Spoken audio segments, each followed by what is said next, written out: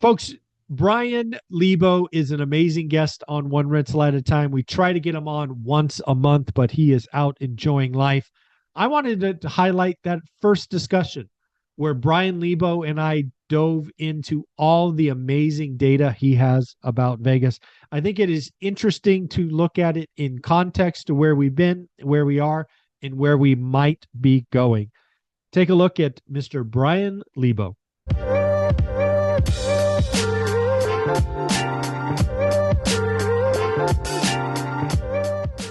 Hey everyone, I got a really exciting show for you today. As you know, I think there is one market in the entire US that you and I should be paying attention to because I think it is the canary in the coal mine. I think it is the one that's going to show us coming out of this quickly, or this might be a longer term thing. And as you've been watching this channel, you know it's Las Vegas. And if you're looking at Las Vegas real estate, there is really only one man in the YouTube world and real estate that we need to talk to, and that is Bryan Lebo, and he has been gracious enough to join us today. How you doing, Bryan? Hey guys, how are you? Awesome, man. Bryan, thank you very much for doing this. You have a blossoming YouTube channel. You've been putting out great data for almost a decade now. So why don't you introduce yourself to my audience, and we can kind of get into why I think talking to you is so critical. Sure. So my name is Bryan Lebo. I've lived in Las Vegas for about 30 years. I've been in real estate for 16 years.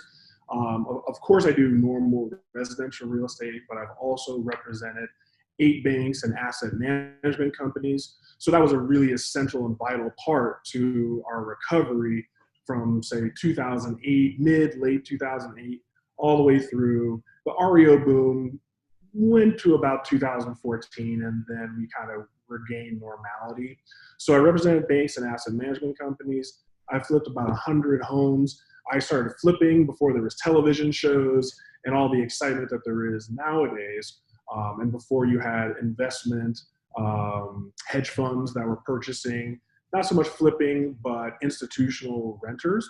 So pretty wide, vast array of residential knowledge in the Las Vegas market. Yeah. And again, Bryan, one of the things you'll see on my channel that I'm pretty kind of boring and repetitive. I talk about knowing your market, right? Learn your market, and being there for 30 years, flipping over 100 homes, being involved, frankly, at the bottom, right? Being involved, having that experience at the bottom. Too many YouTube experts these days have 3 or 4 years experience. All they've known is kind of appreciating market. And many of them are talking about, hey, take that 5% discount, buy that wedge deal. And, having done it myself for 20 years, pre and post crash, I know a changing market could be dangerous for folks. So why don't we start with your story back being that asset manager and just remind us what Las Vegas was like when foreclosures and short sales and REOs was a thing, because there was a time that dominated the market, right? Yeah, I mean, let's just hope that we never have to revisit those days. True. But yeah, I mean, everything really started to hit in 2008. So in 2008, the impetus really started where new home builders lowered their prices. So one day we woke up and Pulte, who's a national home builder, they had lowered their price over $200,000 in one community. Oh, and wow. There were cracks forming. We were starting to see some troubling signs. And in hindsight, I mean, everything was a troubling sign. But what ended up happening was once those new homes just plummeted in value, that signaled just the very end for everyone, because I would say half of the brand new homes being purchased were actually being purchased with the sole intent to resell, and at least 50%. Wow. So at that very moment, when you realize that you are not going to be able to flip your property, in fact, if the builder lowers the prices in the neighborhood that you're in, it's game over completely, and all of your equity was wiped out. Because back then, there was many ways to manipulate loan programs. So you had, legitimate low barriers to entry, and then you could kind of weasel your way into more. So plenty of people were 0 down, 5% down. Yeah. So when the builder lowers the price by 25%, I mean, you're done. It's a wrap. Yeah. So, at first, the first thing you start to see are short sales. So at first, what you start noticing is that people just obviously don't have the equity to sell. So when you start seeing short sales start to increase, that's your precursor to defaults coming. Because no one had, when I got into the business in like 2003, there was an option on the MLS for short sale, yes or no. And I went around the office asking people, what does that mean? What is it? Yeah. And literally, I'm not even kidding, no one could answer the question. And they just said, wow. Don't even worry about it. It's like a bank thing and you're never going to see it. And that was the answer that sufficed for many years, because the concept of someone selling below what they paid just foreign. So the whole REO and just crushing times that ensued, the precursor really was first the home builders lowering the prices. Then you start to see an array of short sales hit the market, and then those short sales turn into notice of defaults. Once you get into the notice of defaults, short sales become very, very difficult, because why would I want to purchase this home that may or may not even be able to be purchased? And it'll take, best case scenario, 90 days, worst case scenario, I had short sales that took 3 years to finally sell. So what happens is people will buy a short sale if that's their only option, and if it seems like a good deal. But once foreclosures hit, no one wants to deal with short sales anymore. So we'll see. Yeah. So again, this is why talking with an expert, somebody who's been in the market, is so important. I had no idea about that first break in the system, Pulte Homes, right? Lowering 200 grand, because that basically wipes out most of the equity of any home that they sold in that community up to that point. Just gone. And they're looking around, right? If you're a home buyer, put 5% down, you're looking like, where'd it go? What am I going to do, right? Strategic default was a thing. Yeah, and I mean, a perfect analogy. So, I mean, the difference between, one of the differences, I should say, between what we experienced in 2008 and what we may experience now was we just had a slew of, illegitimate buyers, if you will. Oh, for sure. Yeah. Every valet parker owned 3-4 homes. You had dancers and strippers that somehow owned 5 homes and, were killing it. So the difference is, I mean, in a legitimate sense, I had a scenario where I had two teachers, and they had basically emptied their savings to be able to buy 2 investment properties. And their agent had told them, hey, let's just buy this house, we'll rent it for a year, and then after a year, you'll have made so much money, we'll flip it, and then you'll cash out. Because there was such hyper appreciation. Yeah. The fundamentals were never in place from the very beginning. So these unfortunate individuals took their realtor's advice, and they were losing like $900 on each house every month, which fundamentally makes very little sense. But their thought was, okay, we're going to lose 11 grand this year, but we're going to make 150,000 once we sell it. So who cares? Yeah. The problem is you don't really have those things happening nearly as much. I mean, hardly at all. So. Yeah. The whole idea of negative cash flow and bet on appreciation was so much an 05, 06 thing. Right.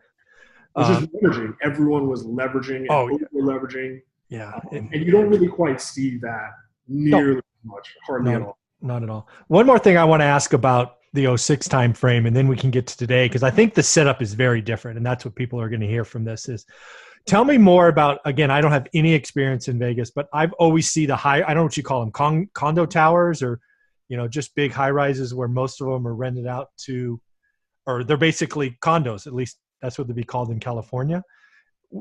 What was it like then, or was it all just single family homes that saw the appreciation in 05, 06? No, that's a great question. So at the time, the phrase that was coined, it was coined the Manhattanization of Las Vegas, which anyone that knew me in 2000, 2004, 2005, literally, they'll swear, I'll swear, I was probably one of the only people that thought it was the most ludicrous idea, because Manhattan's an island, and you can try to compare it to like Los Angeles. Los Angeles is a metro area where if you want to live in a nice suburban home and have a suburban experience, you've got an hour plus drive to work every day. Whereas in Las Vegas, the outskirts of Las Vegas is going to yield you a 20-minute drive downtown if you're a profitable attorney. Right. So the concept of building these massive condos for urban living, I'm like, hell, we don't have any urban experience. Downtown at the time was atrocious. So, I mean, you'd step over hypodermic needles to get to your front door at your condo. It just, they were selling the hope of the future as opposed to what really made sense. But the problem is, like I always say, in a market that's appreciating, people tend to not really use good judgment. People tend to think that everything's going to go up forever. I just want to get in. It's that fear of missing out. People want to be a part of this high because everyone's making money and they want to make money too. But few people actually think, is what is occurring logical? Does this make fundamental sense? And the problem with, there were several condo projects. So at the time, I mean, I think we had something like 30 that were slated to be built and maybe, 15 got built. But you had condos that are traditional condos, high rises. Then you had mid rises. And then you had what were called condo tels. These condo tels, like MGM, the residences, that was probably the biggest one. The concept was, you buy this condo, it's basically a glorified hotel room. You get one little closet where you can keep your personal items, but you're basically buying a hotel room that you cannot modify. So you can use it as much as you want. However, when you're not occupying the unit, then it goes into the rental pool for MGM Grand. So when MGM Grand is over, they would move people into your residence, and therefore you would get a return on your investment and some rental income. Great idea, but the reality is who is MGM looking out for? They're going to get to 101%, then they'll start pushing. So yeah, fight weekends, big weekends, sure, you can make money, but you're still going to be kind of out there, and they were relegated to the rules and regulations. So the main condos, the regular condos, that was a huge bubble. And the problem that I kind of saw coming, and I sold very, very few, and I tried to get my clients out of them. But the problem was this. Everyone was flipping brand new properties. Probably the easiest, greatest way to make money of all time. You put $5,000 for an earnest money deposit, $5,000 at the design center. A year later, your house is built. You put a for sale sign, and you made $150,000 for no work, no risk, no liability damn near. The problem with the condo hotels is this. When you buy into a subdivision, those subdivisions tend to be released in phases, right? So phase 1 will have 8 homes, phase 2 will have 8 homes, and there may be 20 phases to this neighborhood, right?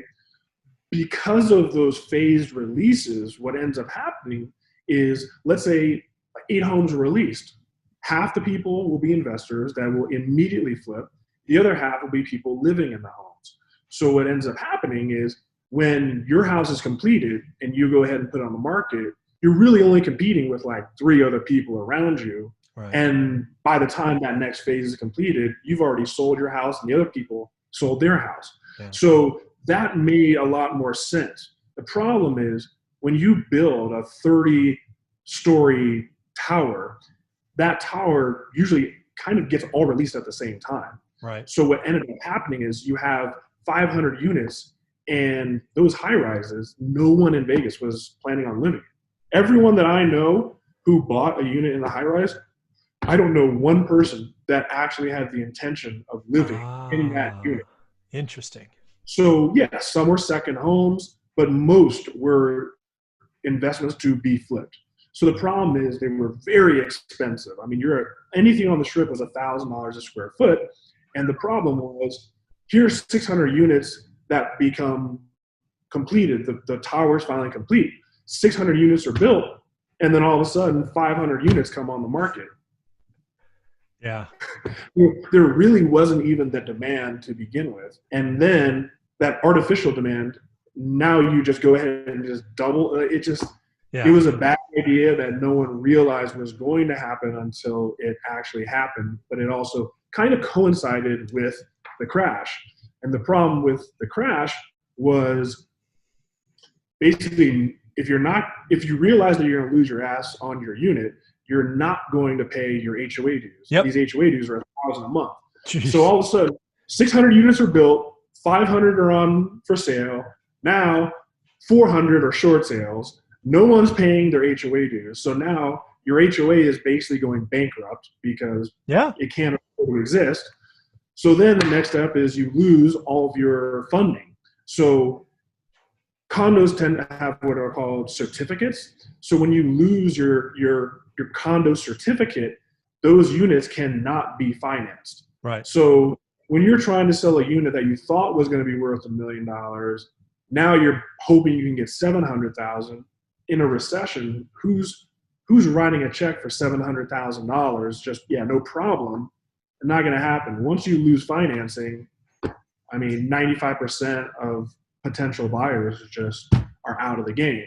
Yeah. So now the question is, how low do those prices have to plummet before it makes sense for you to buy cash? Yep. So what ended up happening is, single family residences in Vegas pretty much were 50% off. These condos plummeted all the way to like 80% off. Yeah. Easily. So very, very, very risky endeavor at the time. Yeah. And so this is one of the reasons I wanted to talk to you about Vegas, because I think appreciating where we were and then understanding where we're at is going to highlight why it's probably not the same, right? Yeah. I am certainly not talking about 80% off or probably even 50% off in Vegas, in 2020 or 21. But it's important to see where it could go, because again, we don't have the financing problem, right? There's not strippers and dancers and valets getting 5 homes like you saw in the movie The Big Short.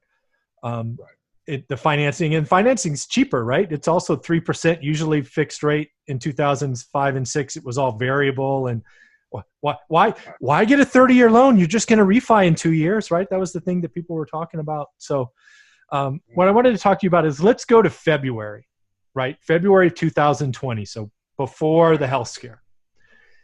What was the market like in Vegas, January, February of this year? What was it like in your opinion? So we're going to talk about the good days, huh? Yeah, let's do it. The good old days. It's super funny because in March, I actually shot my March video like probably the first week in March.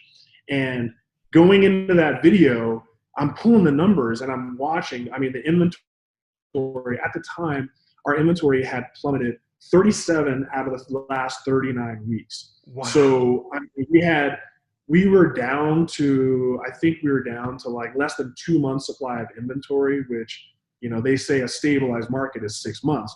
Yep. We were down below 2 months. And the way we were trending, we were going to only have maybe a month of inventory within 6 weeks. Yep. So I shot an entire video basically saying, man, this spring and summer is going to be ridiculous. I think we literally are going to see some big appreciation. Not necessarily that it's deserved, but it's just economics 101, right? Supply and demand. Supply plummets, even if demand just remains consistent. Yeah. It is what it is. You're going to have multiple offers. We're going to have bidding wars, and we're going to be in for some serious appreciation. So I shot the video. I got a little bit busy with some things. About 10 days went by, and I'm like, I've got to edit this video. And then March 17th hits, and I sat there, and I'm like, how the hell am I going to put this video up? I look like the biggest idiot. So begrudgingly, I went back, I rewrote everything, I looked at the numbers, and I just came up with a completely different video saying, this is what it looked like 10 days ago, and I have no idea what the world is going to look like. But we were trending to have just an unbelievable time in Las Vegas still. Much better than I think last year. Yeah, I think so for sure. Anytime you have 37 of 39 weeks with inventory reducing, that's a seller's market by anybody's definition, right? So I think that's great to know. And now the question is, what happened, right? Because it obviously, I think, again, this is why understanding Vegas is important, because I believe, and you'll go through the numbers if you like, but I think inventory has spiked pretty quickly in Vegas. Yeah. And I haven't seen that in other markets. So let's talk about that in the last 6 weeks or whatever it's been. Yeah, so it's my overall opinion on everything, like we discussed privately, is that right now is a bizarre, tenuous moment where I don't really care what is happening at this very moment. It's more reading the tea leaves for what's coming down the pipeline. Mm-hmm. Right now, things are a little all over the place, and I think it's just a temporary position that we're in. Yeah. But what happened was right after March 17th, all of a sudden we just saw a massive spike. I mean, I think the first week was like 372 net homes above. Mm-hmm. Then the next week, our inventory raised by 600 homes. So all of a sudden, it was like insane. I mean, since March 11th, right, the week before we shut down for quarantine, our inventory's gone up, I think, 43+%. So, I mean, that's a huge increase in inventory. Mm-hmm. But what happened was I kind of noticed the inventory shot up, and then for 2 weeks it plateaued. Okay. And we just started going up a little bit again. But again, I wouldn't necessarily read too much into those numbers just yet. Again, right from the very beginning, just like with every social issue, some people just said, this is all bull crap. It's a hoax. I'm not even worried about it. I'm fine. And then other people hoarded toilet paper. So, yeah. I mean, how do you have a society that's that far apart? So at the same time, financially, there were people that said, oh, you know what? I remember 2008. I'm out. I'll sell for whatever I can get. So a lot of those were people just hitting the panic button and out. And while other people were no. What was interesting is, you have a lot of people putting their homes on the market. Then you saw a ton of withdrawn listings as well. So if you really look at it, the amount of new listings was much higher. Those are the net numbers. So again, some people are putting their home on the market, and then other people are just withdrawing and coming out.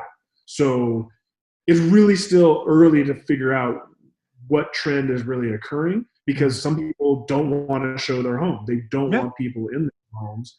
And with everything else that's going on, a lot of people are just going to hold on as long as possible. So yeah, I think you're, and I've been thinking about this since you and I talked on Saturday or Friday or whenever that was when we spoke. I think you're right. That little, I don't know, knee-jerk reaction or whatever you want to call it from that initial spike is probably, you're right. I bet you a majority of those are people that experienced '08. And they probably have a fair amount of equity as well, right? They're probably bought, right? If they bought for sure, and they're like, oh, I'm out. I want to get liquid. I want to get flat to, have stock discussions. So I think that's dead on. And then I think you're right. I think it is a holding pattern. And the question for me in every market, my market of Fresno, California, the market I live in called the Bay Area, and Vegas is when that location comes out of quarantine. In the Bay Area, we're still in it, right? Until June 7th, I think I heard. I don't know when Vegas is coming out of it. Hopefully soon. The question will become, do sellers flood or do buyers flood? Because it is, to your earlier point, a supply-demand equation. And this is so unusual times. So I don't know if you've thought about that. Again, people act in very different ways. And it's very, like I said, some people think it's a hoax. Some people are stocking up on toilet paper. And I think for the immediate future, that's kind of the state that we're in. Some people are very hopeful. There was an article today on Zillow where they think prices will just drop 2 to 3%, but then next year prices are going to go through the roof. Yeah. Now, I tend to disagree. I mean, I think you and I are aligned on very opposite end of the spectrum. Oh, for sure. Yeah. But Zillow also makes money. Yeah. The way they make money, so I'm not looking to them as the gospel. It's going to be interesting to see what comes out of this immediate period. I think there's going to be some people that heed the warning and just cash out and rent for a little bit. There are going to be some people that are going to downsize and just be a little more humble to make it through. I've had a bunch of people come out of the woodworks wanting to buy in the last few weeks. And that's good. I've told everyone what I think, which is, if you can, wait. Some people are just against the principle of renting, and to each their own. Sure. I'm direct and honest with what my thoughts and opinions are. But if you're going to buy, then I'll represent you. Yeah. So it's really weird. You're seeing very weird things in the market right now. If it's a really, really, really nice home, it's actually selling in a week or two. They're still moving quick. Yeah. In the good areas, homes are still selling. The difference is once you go to the ultra luxury market, I mean, it's come to a complete crash halt. Yeah. Once in our area, once you get past the $800,000 mark, nothing really is moving much. Well, that's a great. So I always talk about 2x the median as being the most dangerous spot. In Vegas, I think I saw on your chart, is median like 2 or 360 today? No, the median price is actually, it dropped 2% last month. So we're a little over 309,000. So 309, yeah. You'd be at, 620. Yeah. And, anything over 510 becomes a jumbo loan. Jumbo loans are difficult to get. Tough. Yeah. So that's, you're still looking okay in that 600-700. I'm still seeing things move. Okay. But once you get past the 8, that's kind of considered the luxury market in Vegas. And, recession and luxury don't really go hand in hand. And especially with these jumbo loan terms. That's true. Once you hit over $1 million on the jumbo loans, it really starts drying up. Yeah. So again, really nice homes, they're moving. Homes that are on the lower end that are affordable, you're dealing with some less sophisticated buyers, and they finally have an opportunity to be able to jump in and purchase something for the first time in a while without having multiple offers or disruptions. So you're seeing some crack. Yeah. So in my market, just so we can keep talking apples to apples, my median is 260, rough and tough. Anything below 200, so call that 80% of the median, it's flying. I mean, we're talking 3-4 days on the market, and probably multiple offers. So for Las Vegas, that would be 309. So call that 250. Is that true? Anything below 250 is kind of flying? Yeah, I'm still seeing, but again, you can give a blanket answer, but the truth is much more nuanced. It depends on the area. Okay. Certain, like in Summerlin, the cheapest house you're going to find, which Summerlin's the nicest part of Vegas, if you will, you can't really find a home under $300,000. But those homes are moving that are on the low end. Whereas when you go to the east side of town or the north part of Las Vegas, where the demographics are a little bit lower, obviously pricing reflects that. But you're also dealing with different types of homeowners.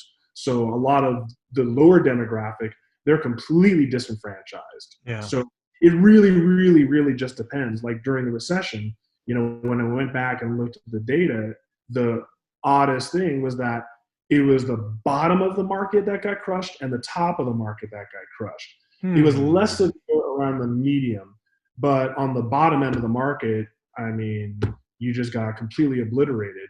And especially in the lowest demographic areas, a lot of people were getting loans falsely with TIN, instead of social security numbers, they were using TINs. There was a lot of loan fraud that just falsely held that low end of the market. And once all those regulations came down, that demographic was the most disenfranchised. So even people who wanted to purchase a home just found that they couldn't even get a loan. Got it. So that housing just absolutely plummeted to levels where, one of my buddies bought 53 properties and the average price was $38,000 a door. Wow. I mean, the dirt was worth more than $38,000, but on the east side of town, people weren't able to get loans. So what's the value of something when no one can purchase? A lot less. Yeah. The other thing that's interesting about this time, and again, because both of us have experience from the 08, 06, whatever timeframe crashes, this one is far more, at least currently, it's an unemployment problem. But we have bonus, unemployment checks from the Fed, that extra $600. So most people are feeling okay. And then we have forbearance, right? I don't know about Vegas, but forbearance was never a word I heard. It was a bank would tell you, hey, I'm not talking to you until you're 3 months late. Then we could talk about short sales and, cash for keys and all of that. And then if that didn't work, then it was foreclosure. This is being treated so differently than last time. Is that also true of Vegas? Was forbearance a thing that I just didn't know? No, I mean, back then, it was nowhere near as common and Right. known as it is now. But yes, I mean, the problem was, like you said, right now our main problem is employment and lack thereof. Yep. Whereas before, I mean, look, if you bought a property that you were going to flip in your mind, if you bought a property for $600,000 and then you wake up and it's worth $400,000, Yeah. Cheap. your problem isn't so much making the mortgage payment as much as why am I making this mortgage payment? Correct. Was I'm never going to get into the positive zone here. Mm-hmm. So the problems are very, very different. With what we're facing right now, what I said I did a couple of videos on coronavirus and its effects. And the two things that I said was it was dependent on duration and intervention. And the government has done so much with regards to intervention that it's difficult. I don't know anyone that can 100% prognosticate what is going to happen down the road, because we still don't know how much more government intervention there will be and what that intervention entails. Mm-hmm. So the issue that we really have is, I do think that it's going to be a problem next year. The question is how big of a problem. But going back to what we discussed earlier, right now we're living in a parallel universe where fundamentals are just completely out of whack. And we don't know how people are going to get through and how people are going to respond until you essentially remove that government intervention. Mm-hmm. What happens when you remove the government intervention? Because, yeah, you're getting paid $4,000 a month. So if you're a bartender on the strip, you don't have a job, right? You're done. I mean, you're done, and you're probably not going to make any type of good money for a very long time. But with $4,000 a month, one, you can take the forbearance and stop paying your mortgage. Yep. So now that $4,000 a month simply has to tide you over for your car payment and your credit cards and just life. And most people can somehow manage to get by with $4,000 a month with no mortgage payment.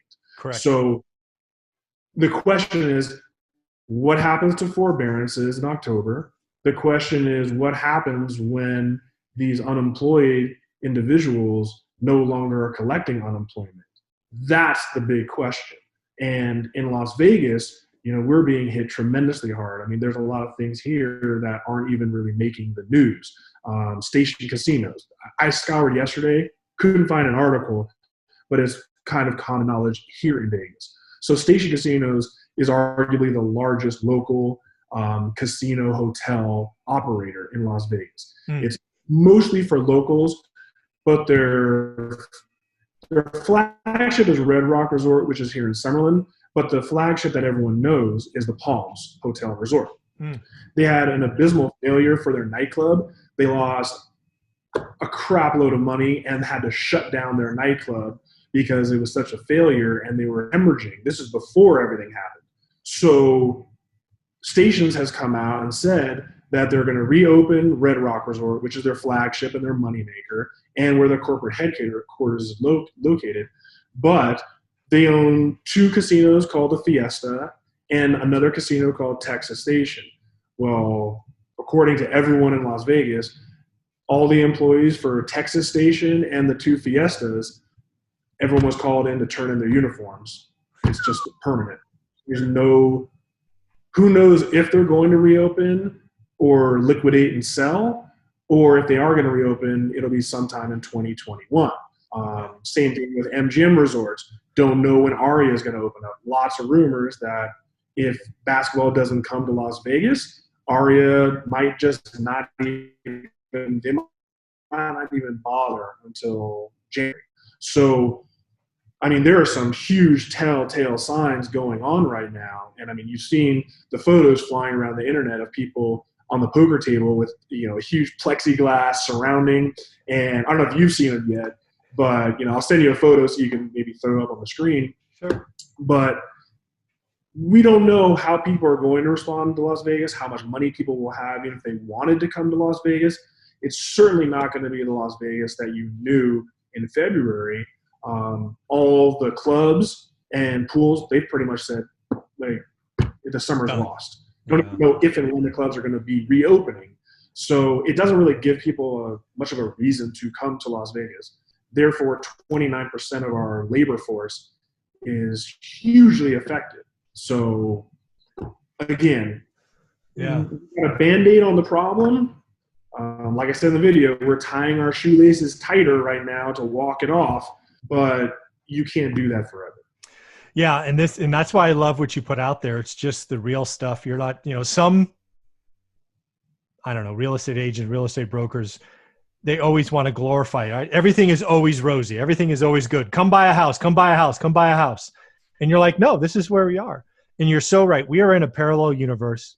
We, the nation, we Vegas, because you're right. This is so bonus unemployment and forbearance. That combination makes it so most people in Vegas could limp through the next couple of months at least, right? Currently that $600 goes off at the end of July. I fully expect it to be extended, but it can't be forever, right? Eventually the bill comes due. And that's when we got to figure out Vegas, right? Because there are lots of potential outcomes. Let's just take the example that half the casinos open and half the other ones don't, at least in the short term, and then they're sold. That's a lot of jobs. And do people stay and do something else? Do they move out of town? On the positive side, I think you are going to get a crap ton of Californians coming to Vegas, because now if you can work from home, like Twitter and Snap and all these other people are saying, why would you live in California? Vegas is fine, right? So this whole push-pull thing is just so hard to think about. Like I said, yeah, it's very difficult to predict. I mean, everyone's entitled to their opinion. Sure.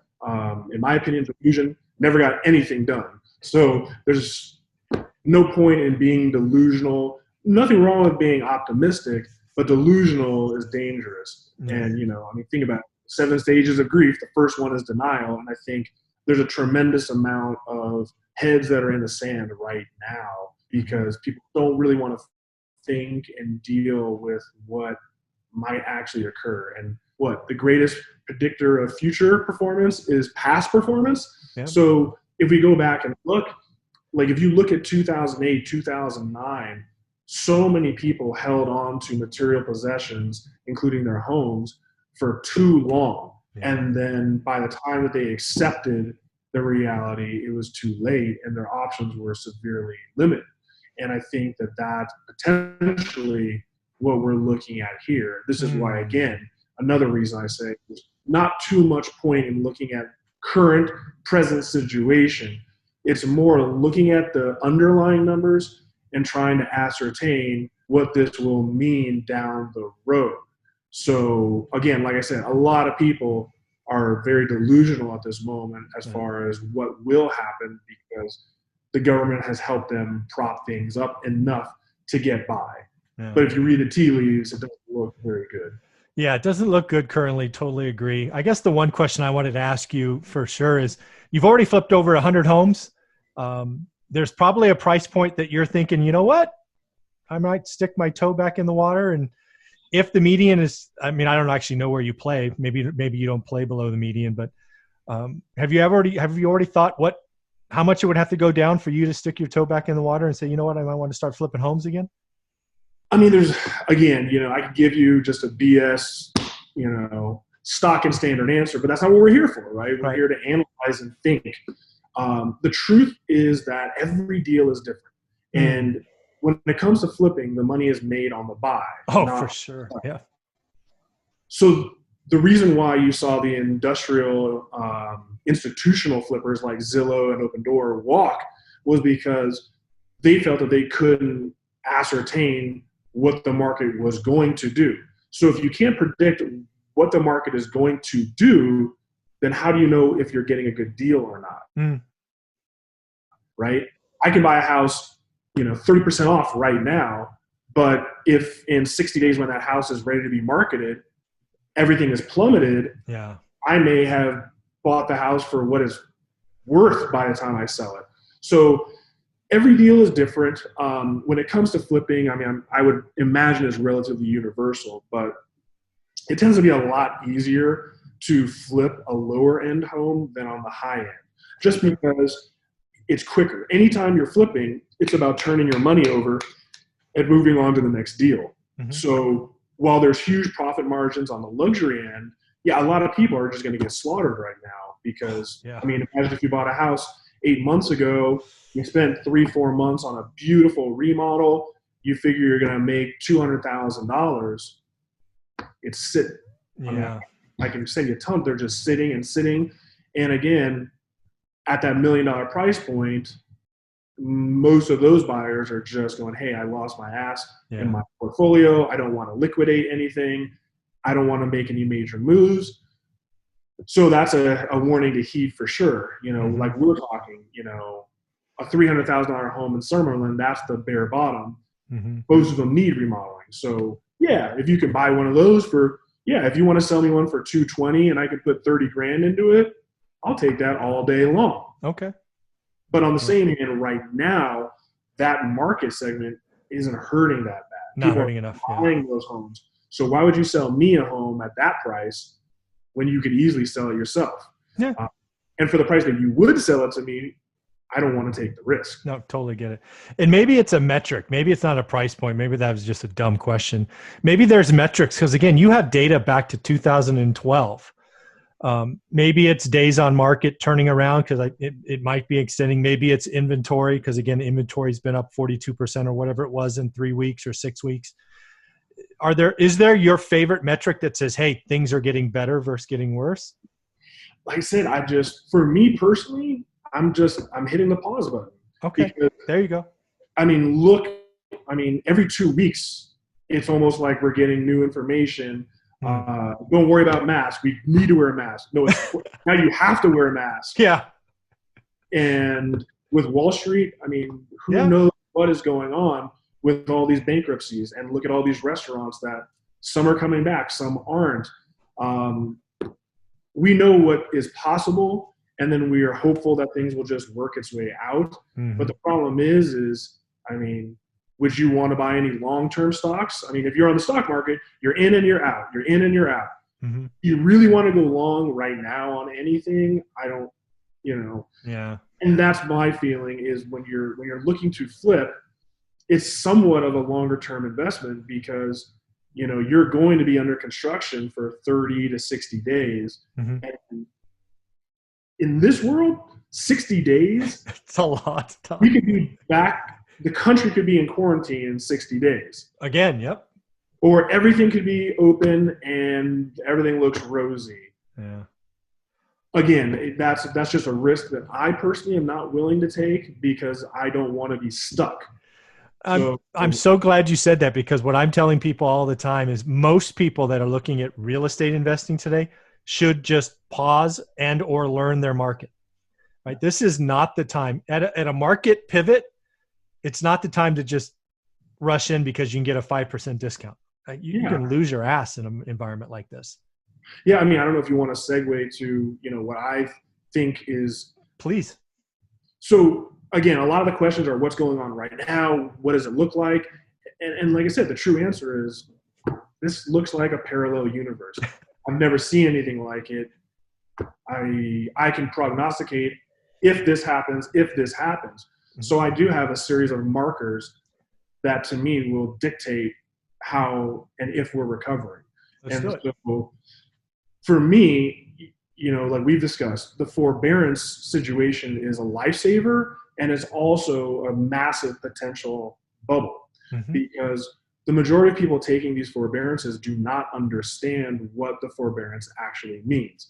And I cover this at length in one of my videos, but the issue is, here's the analogy I use. If you take a normal homeowner with, say, a $1,500 mortgage payment, if they go 6 months without paying, obviously that afforded them the ability to survive.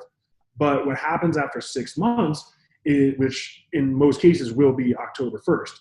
On October 1st, when the 6-month forbearance issue expires, what's going to happen is these people are going to contact the bank, or more likely the bank's going to contact them, and they're going to say, hey, Mr. Smith, you haven't made a mortgage payment in 6 months, no problem. We haven't affected your credit. We haven't reported anything.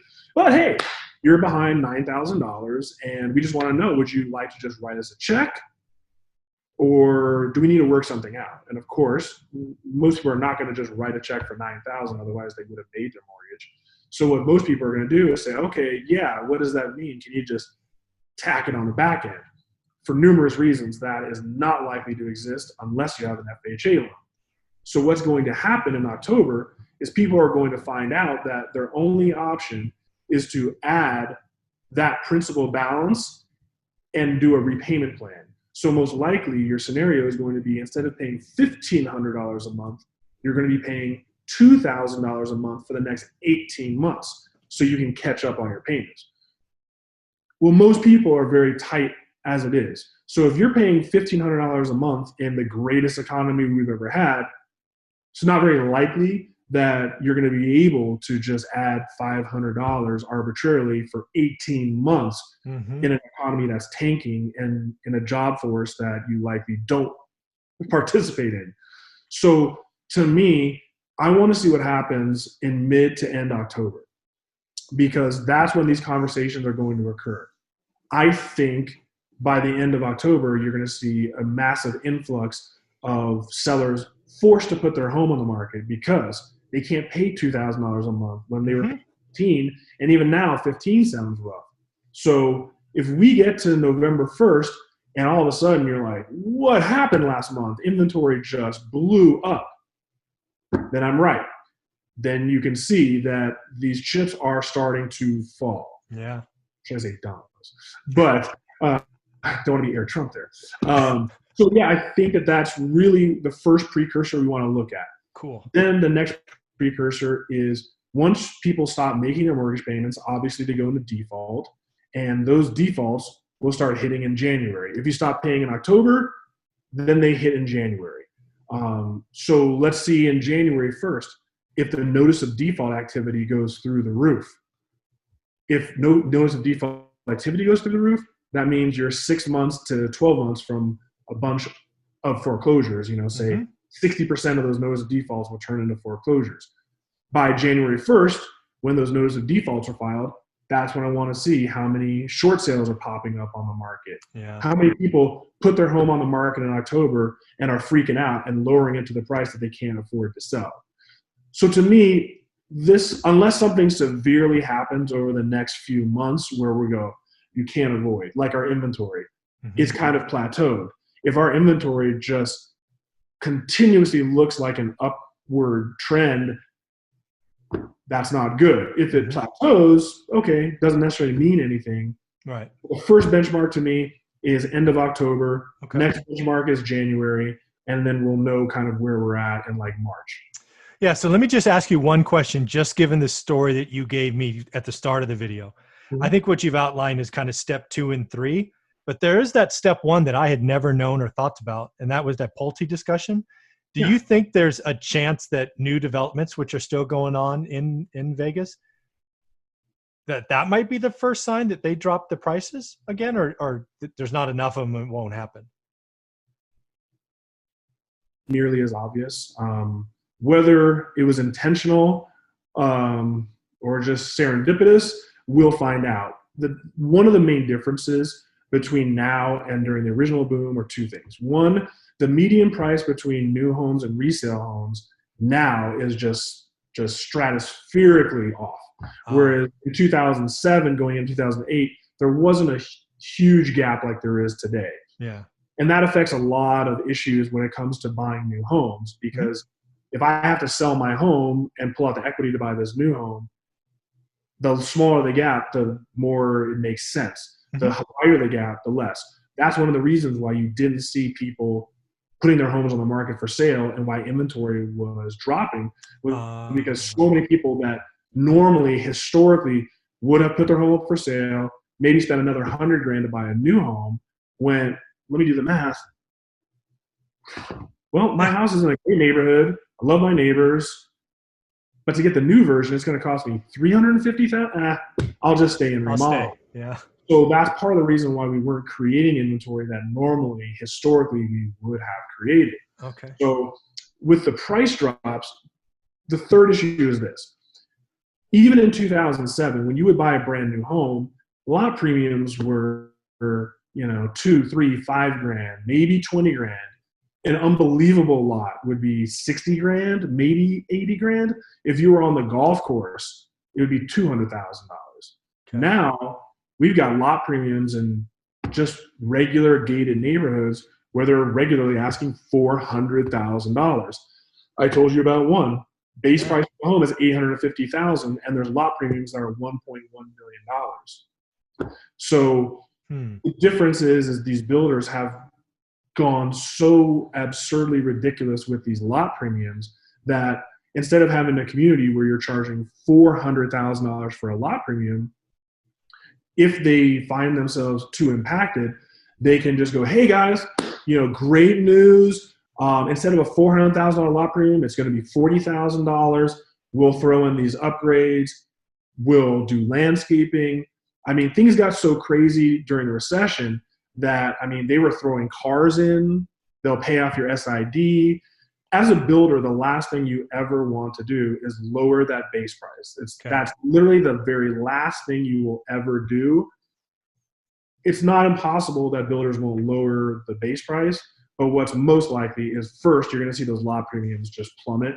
Yeah. And then you're going to start seeing crazy incentives. So, hey, we'll put in a pool, just buy the house, give you landscaping.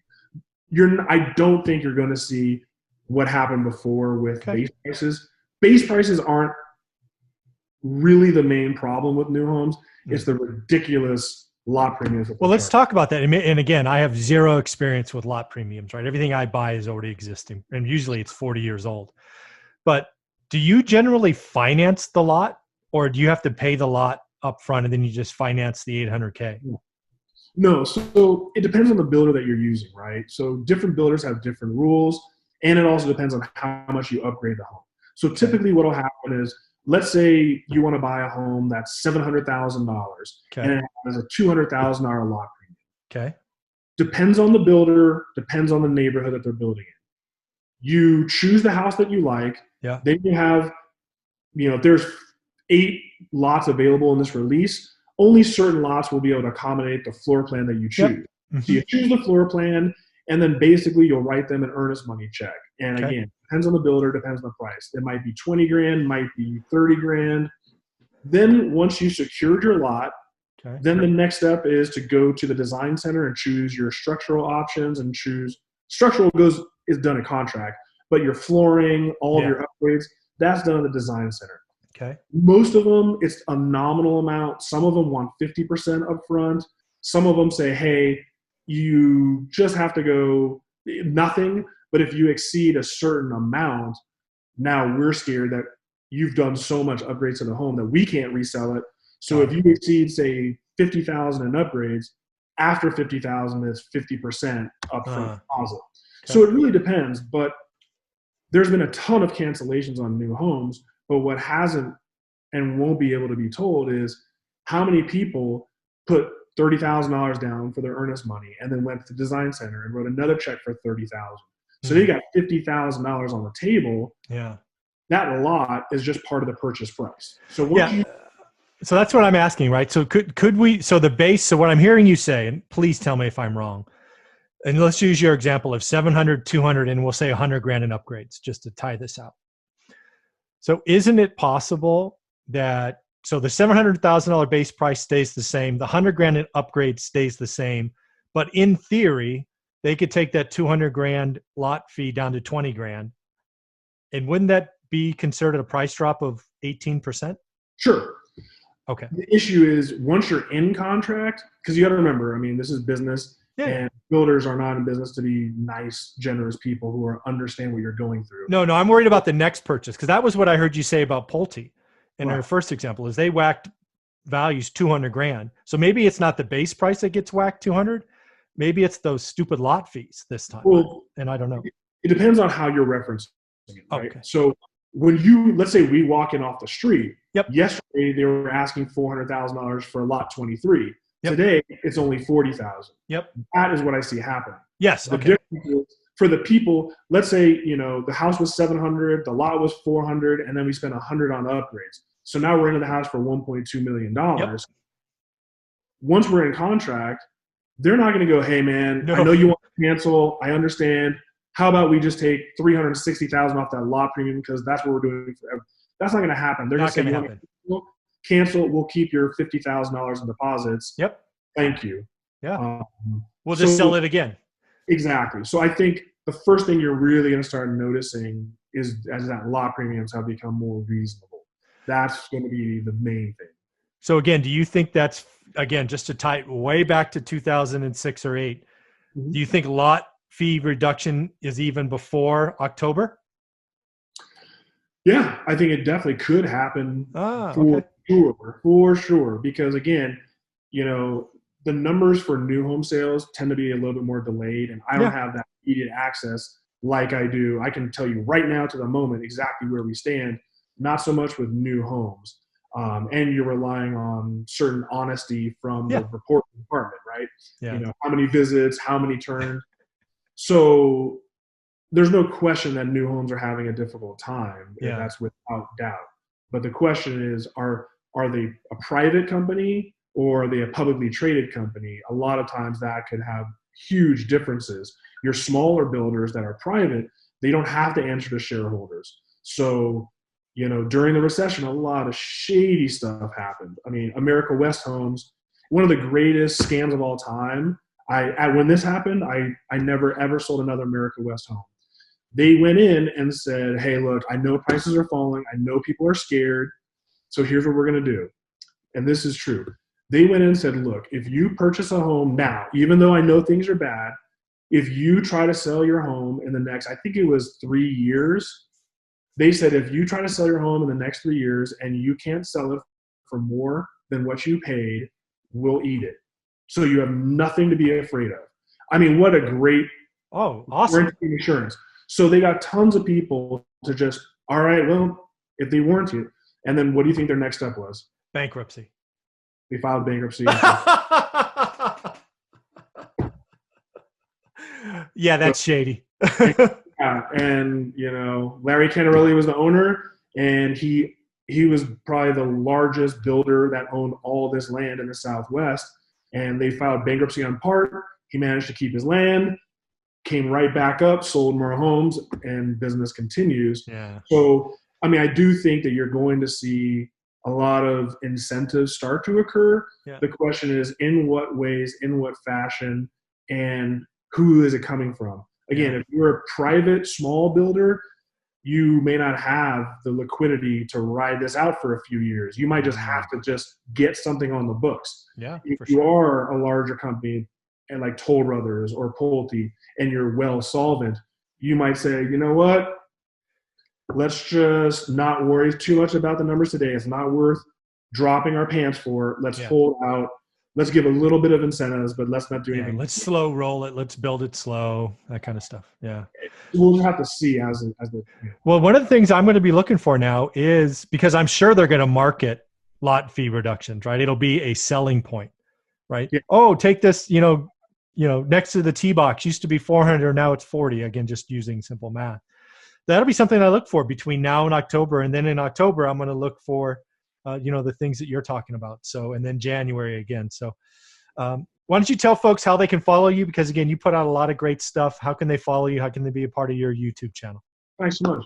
Yeah, so the YouTube channel is the Lebo Group. So you can just, YouTube/Lebo Group. And I post monthly update videos. Obviously, when major events occur, like coronavirus, or if there's severe lending changes, then I do special news update videos. So please go to the Lebo Group channel and subscribe. You can go to my website, lebogroup.com. And that's probably the two best ways to kind of keep abreast on the information. And you can contact me through either one of those venues. Bryan at lebogroup.com. You can email me, and my phone number is on the website and my YouTube channel. Again, Bryan, this has been very helpful. I've learned so much. I'm going to be watching your content because, again, I think, one guy's opinion, doesn't live in Vegas, has zero Vegas experience. I do think Vegas, just given the economy, is the canary for us as a country. And it's going to indicate coming out of it or pain first. And I'm going to be watching you to see what's happening. Well, thank you so much. I really appreciate the opportunity. And thank you so much to all of your subscribers. After you solicited them, I received a ton of questions, comments, remarks from subscribers begging me to come on your show. So again, I just want to thank you. I want to thank all of your subscribers for all the support. Please subscribe to my channel, tell a friend. I appreciate it. Thank you so much. All right, buddy. Thank you very much.